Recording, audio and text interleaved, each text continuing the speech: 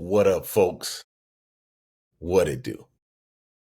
Welcome to another episode of the Best Advice Ever podcast. Yeah, with your boy, Mike Goodwin, the bow-tied comedian. Now, if you're watching the video of this, you are quickly under the realization that I am not where I'm normally located. Yeah, there's an iron and an ironing board right behind me. I didn't even know I didn't recognize that was in the picture until I started recording. Let's get that out of the picture. Yes, I am on the road. This is what they call poor planning. Yeah, I'm in Phoenix, Arizona. So this is the first ever, I suspect, best ever advice podcast episode that's not been in the office, not been at the podcast headquarters, right? That's what I believe. But because my timing was such, and I was helping my wife get a big shipment sent out. The times that I was at the office before I headed out, I was spent packing bags, need to go before they close. People are texting stuff. Yeah, man, I apologize. Yeah, man, I don't be remembering a lot of stuff that happened.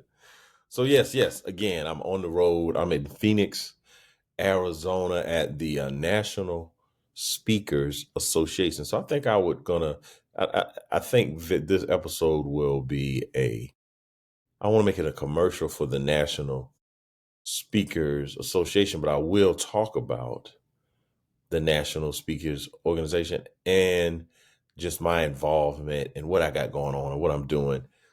I think it'd be good to have this conversation. So the best advice ever today, this episode, is execute your strategy. Execute your strategy. Now, you may say, well, Mike, what in the world does that mean? Execute your strategy is number one. I'm sure I said it in at least one podcast before.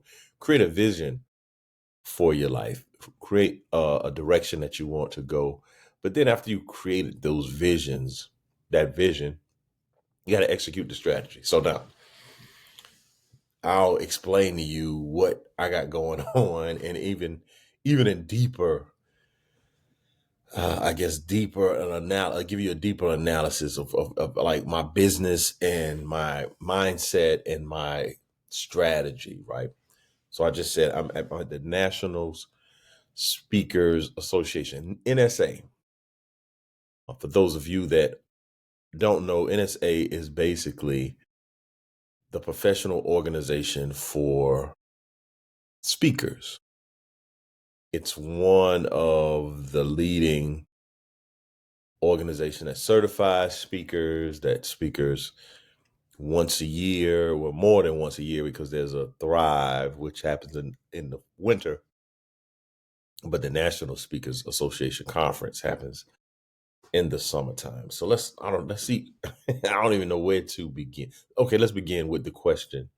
But so this episode will be an extended answer to execute your strategies. Like, so I'm giving you the best advice ever. So whatever your strategy is, whatever you're trying to accomplish, create that vision, that game plan, that roadmap, and then execute. A lot of people have a lot of things to talk about. They have a lot of things to say, but they don't get things done. There's no results. I don't want to, you have this whole conversation like, oh, there's two types of people. There are two types of people in the world.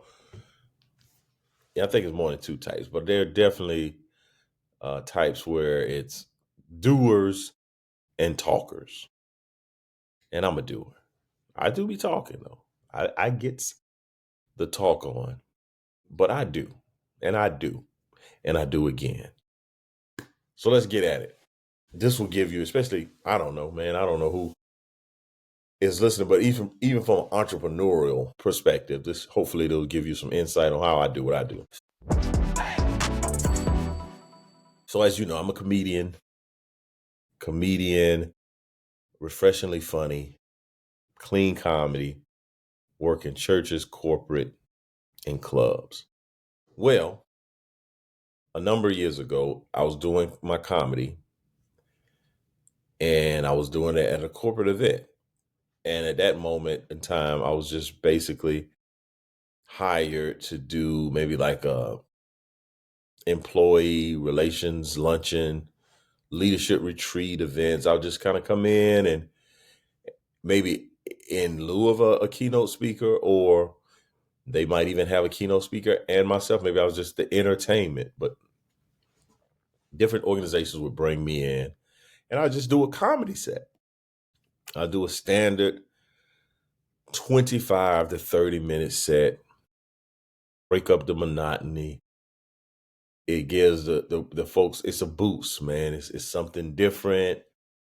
We saw this guy, he's very funny, let's bring him in. So I was doing that for a number of organizations.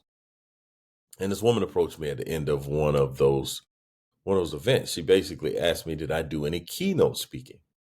And I didn't at the time. I did no keynote. And I'm sure I told y'all the first experience of my keynote life was when I went. A group of kids saw me do a leadership presentation, and then they went back to their school, and then the administration wanted to bring me to Black History Month. And that was an utter failure. I'm talking about I bombed. I'm talking about in ways that's not even healthy for a speaker to bomb. I bombed so bad, I just took my professional public speaking hat and said, nah, we're going to get rid of this. We're going to burn this. We're gonna bury this so far in the backyard, never to be spoken of again, right? So I had no desire, no ideas of trying to be a public speaker, a motivational speaker, a keynote speaker, anything of the like, right? I'm just doing my stand-up. I'm a comedian. I'm telling these jokes. You're going to get these jokes. Well, this woman approaches me, social worker out of North Carolina, and basically asked me, hey, man, do you do keynote? I didn't do keynote at the time. So I went back. We had enough time between when her event was and when we were having this conversation. And I said, well, hey, if I create something, I think that I can go knock that out and then come and do this presentation. If you like, what I'll put together and see if you like it. I'll put something together and see if you like it, right?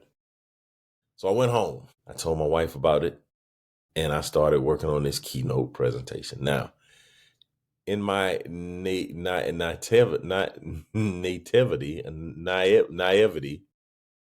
in my inexperience, I went and created this keynote without any comedy in it. I just did this whole presentation with statistics and insights, and I created this thing. I put it together, and I did it for my wife.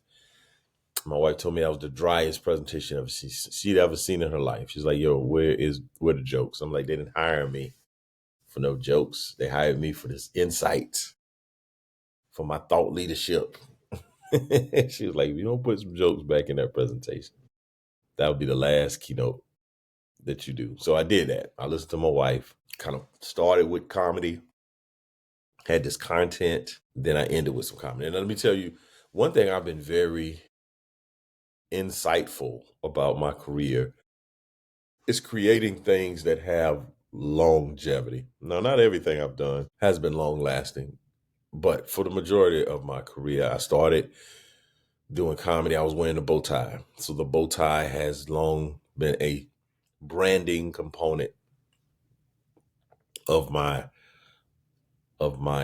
comedy. One of the things also was when I started this keynote. I decided to create a keynote that I can do in multiple places. I initially said, hey, let me create something that, okay, I know this woman is interested in me doing it for her organization, but let me create something that other organizations, if they are looking for this, I can go and perform, versus being open and having somebody say, hey, man, do you do presentation on team building? Do you do a presentation on resilience? Just all these different topics. It's like, no, I have a leadership and laughter keynote. If you're interested in me coming and performing that keynote, then I'll come and perform that keynote, right? So I thought it was very insightful to create a product that I can take to multiple places. And that's what I did. But the other thing I did, other than writing this keynote, I made a commitment to studying the craft of public speaking.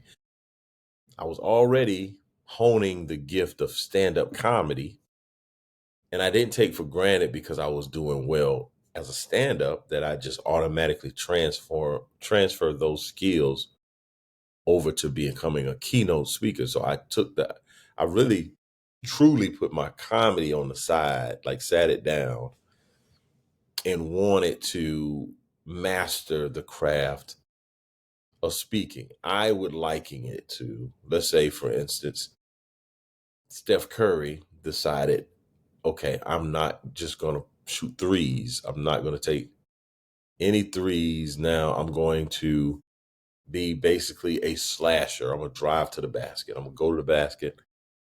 I'm going to get fouls, and I'm not going to rely on my three-point shooting, which is one of my strengths of my games, right? Comedy was a strength and a strength, but I wanted to learn the post. I wanted to get down in the post. I was good at shooting threes, but I needed to learn how to drive and draw fouls and work out in the post, right? So that's kind of what I was looking at becoming a speaker. I wanted to legitimately go through the process of someone that was interested in speaking.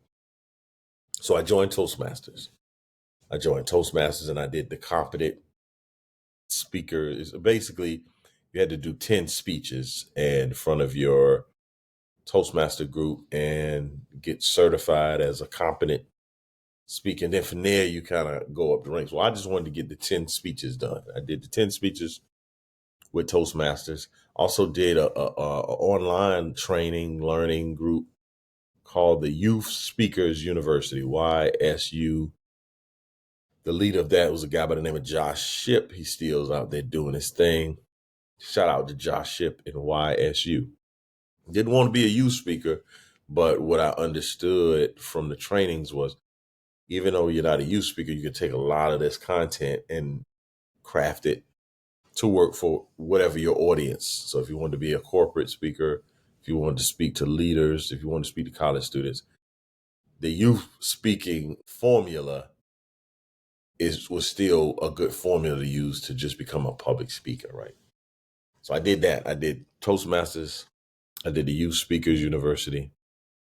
And I was looking around, talking to people, having the conversations. And I'm pretty sure that I was having a conversation with my fraternity brother by the name of Anton Gunn, who's a tremendous keynote speaker, leader, thought leader, all the things, right? He told me about NSA, the National Speakers Association. He said, if you want to be a serious speaker, you got to go to the NSA. So I went to the first NSA in Denver, Colorado. This was in 2019. Went, showed up, gained much value, was a great experience, right? Opened my eyes. Now, the challenge for me when I first went in 2019, was trying to communicate to people why I was there. Because people say, hey, man, what do you speak on? Now I would say, I'm a comedian. Oh, okay. So what are you doing here? So it took me a little bit of time to understand what I was doing. One of the basic reasons I was there is because I was speaking and I wanted to be where people that spoke at a high level, where were they at? And they were at the National Speakers Association. You know, guys like Simon T. Bailey, who I have a great appreciation and esteem for. He was a member of NSA. There was a number of other big name speakers, Dr. Willie Jolly. There's a guy, just if I can't start naming people. Jeannie Roberts was a humorist, and the list goes on and on and on. Like the type of people that were getting the type of gigs that I wanted were in the NSA. So I'm like, that's where I need to be. So I go in Denver, and I have a great experience, but the next year is COVID, right? And there was no, then maybe it was a virtual conference. But I got connected with some Laugh. There's a Laugh NSA. There was a Laugh NSA group at the time, and then they were trying to create something called a Laugh Lab, and I kind of found myself in a faculty, and I was going to be presenting at a conference in April of 2022 or 2020 as one of the faculty members of the Laugh Lab. But then the Laugh Lab was canceled because of COVID, so shut that down. And it kind of sent my, like, I thought my trajectory of like, I got my comedy going, but I'm gonna build up this speaking side to be a lot more robust. COVID hit, and it kind of knocked the wind out the sails, because I was thinking about coaching and training speakers, and I was going to use the Laugh Lab as a test model of what people were doing and what they were teaching, to kind of give me some insights on how I could execute this in my own business. But again, as I said, COVID and the Laugh Lab was canceled. So I kind of lost my way to some degree. I wasn't, that excitement and the wind beneath my wings got knocked out. So prioritizing the training part became a lot difficult. Now we're virtual, and I'm not traveling, and it's COVID, and we're on a lockdown. So people aren't necessarily looking to be trained. They're looking to really be entertained, because we were locked in, right? We were inside. And then I was also thinking about doing maybe some diversity stuff. So I did like a one of those certifications through the university. I think Cornell. Like I did like a virtual Cornell course in some type, diversity, DUI type of content, right? Got one of those certifications. So it kind of took me away a little bit from where I was thinking about the humor training, right? So I started going into this idea of like, well, maybe I could do some diversity presentations. So I did a few of those, but that just wasn't something that I was super interested in. So let's say 22, 23, I'm kind of on that, in that vein. So I've totally kind of forgotten about the comedy teaching. I had this whole training on the secret sauce, right? But then 23 comes around, and I'm like, hey man, let me get locked back in and go back out to NSA. So I go to NSA out in Orlando. Great experience. I think I'm kind of back at it. Like, okay, I see an opportunity to work with speakers to help them be more engaging, more entertaining on stage. So that was one of the things. One of the biggest things was to be in an environment of entrepreneurial leaders. I say this often if I talk about the NSA. One of the values for me being in the NSA is the camaraderie, the fellowship, the collaboration, the generous spirit. They call it the CAVIT spirit, in which the community of speakers are looking to be of assistance, looking to be a help. That's not the case in the comedy community, and it's not all cutthroat. Unfortunately, sometimes I paint the picture as if it's dog eat dog, and it's just wild wild west expectation in comedy, and it's not necessarily that. One of the simple examples of the way I see speakers and the way I see comedians is very different. Because if you talk to a speaker, or you go to conferences like this, they talk about their speaking business. They see their speaking as a business. So they look for opportunities to grow their business, scale their business. That's why they're talking about books. That's why they teach courses. That's why they try to have trainings. They're constantly creating a business. On the comedy side, I've never heard anybody say, hey man, I'm working on my comedy business. And it's just not that type of hype. It's not that type of environment. It's just totally different. Now, there's some comedians that have been very helpful to me, very very benevolent, very instrumental, advocating on my behalf and saying my name and sharing my content. So I'm not saying that I have not benefited from the comedy, but I used to be a part of a group called the Christian Comedy Association, CCA, but that wasn't a real association. It was just some folks getting together and doing some stuff, right? But the NSA has really elevated my exposure to $1 million speakers, to what is possible. So the entrepreneurial component of being in a room full of folks that are innovating, folks that are constantly trying to take their game to the next level, they're constantly leveling up. And you got these vendors that are here. There's folks there's haberdashers. There's folks that help you with your videos. There's folks that help you with lead generation. I mean, it's just such a fruitful experience that I gain more and more from being a part of this conference. And so that's one of the ways I'm executing my strategy. And my strategies become much more clearer. I've been here 3 times, and this is the most clear that I probably have been in a while in terms of how I want to move forward and what I want to create for my business. One of the things I've learned as an entrepreneur is like you have the ability to create the type of business that you want to have. So if I'm upset that I'm not doing more keynotes, I should be doing things that put me in a position to get more keynotes. Or if I want to ultimately train speakers, I need to be at the place where speakers are so I can let them know that what I have to offer. And that will be able to be of a benefit to them.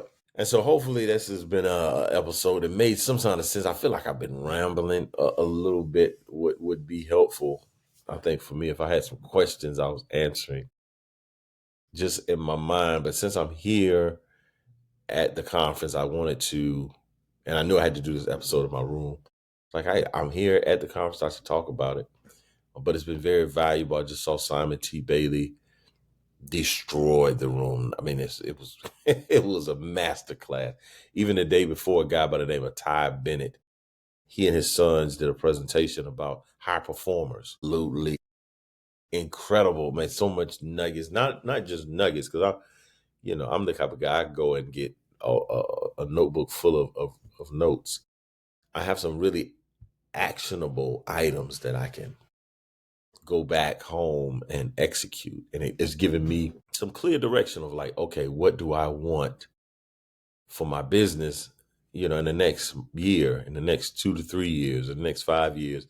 And I think I found a community that I want to be associated with in the speaking space. I think I have a number of communities, I'm part of the TSP Mastermind, which is business, and you can get a lot of information as it relates to speaking. But I think I found a community where I can specifically be connected to, and they're doing speaking, and they're doing keynotes, and they're doing curriculum, and they're doing frameworks, and they're doing up leveling their decks and the content that they are presenting to their organizations and creating workshops and intensives. So I'm pretty excited about kind of what I walk away from this experience with. And so hopefully I've shared something that is of value to you and at least gives you some perspective of why I attend NSA. Now, I must say this as it relates to NSA. One of the things I feel like when I'm around speakers, I feel like the word comedian is a dirty word. And they use words like humorous to be more palatable. Man, it's 2 words that just took me out. That took me out this podcast. Patable. I gotta say this word right. Let's get dictionary. But yeah, I think the humorous, when you say you're a humorous, that it has a negative connotation. Like people, they can't take you serious. And that's right. Let's go back. There we go. No. Pliable. pliable. That's not the word I'm looking for. It's suitable. There we go. Let's see. Nope, that's not it. Well, I think the word humorous is more accepting than comedian. Comedian makes it feel like, oh man, we're not going to pay a comedian, but we'll pay a humorist. And so I feel like comedy is a dirty word. Comedian is a dirty word. They say humor is the word of choice. It's the same thing when we're talking about humor, including humor as opposed to saying comedy. And so there's often a little bit of a struggle of like, hey man, what do you do? I'm a comedian. What are you doing here? Like, okay. And then I tell them what I'm doing there. And then they're like, oh, that makes perfect sense. Because ultimately I want to help train speakers to be more entertaining. Not only entertaining on stage, but I want them to have a good time in their presentation. I was at a presentation and one of the speakers was saying that the body transforms when you receive laughter from the audience. Like you should enjoy being on stage. Like you should man, I'm excited about my presentation versus I've been doing the same old thing. It's kind of lost its luster. It's kind of lost that feeling of excitement. I would like to give folks some humor, some laugh lines or some stories that it will incentivize them to be excited about being on stage. But again, it's an interesting dynamic because most people are here trying to do the business in the ways that other people's done the business. I'm doing a different thing, and I'm cool with it, and I'm fine, and I enjoy being in this space.